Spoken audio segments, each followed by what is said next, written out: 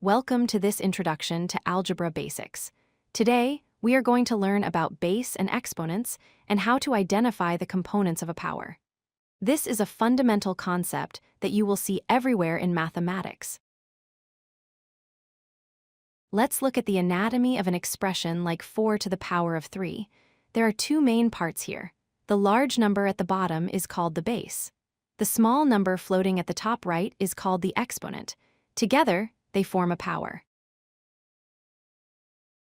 So, what exactly is the base? The base is the number that acts as the foundation. In the expression 7 squared, 7 is the base. It tells you exactly which number is going to be multiplied.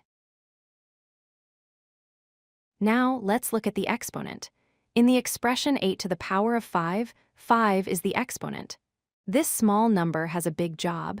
It tells you how many times you should multiply the base by itself. When we expand an expression like 2 to the power of 4, we simply write out the multiplication. It means we multiply 2 by itself 4 times. So, 2 times 2 times 2 times 2. Notice that the base, 2, appears exactly 4 times. There are a few ways to read these expressions aloud. 5 with a small 2 is usually called 5 squared. 5 with a small 3 is called 5 cubed. For higher numbers, like 5 with a 4, we just say 5 to the 4th power, or 5 to the power of 4. It is crucial to remember that swapping the numbers changes the value entirely.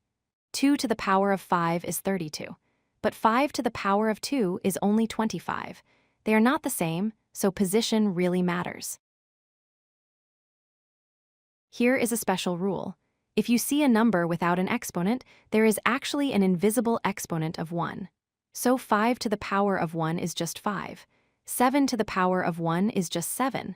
The value doesn't change. Another interesting rule is the power of 0. Any non-zero number raised to the power of 0 equals 1. It doesn't matter how big the number is. 5 to the 0 is 1. 99 to the 0 is 1. Finally, watch out for this common mistake. 2 to the power of 3 is not 2 times 3. It is not 6. Remember, it means 2 multiplied by itself 3 times, which equals 8. Always expand it if you are unsure.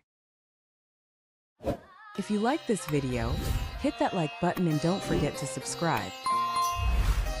Visit codelucky.com for more such useful content.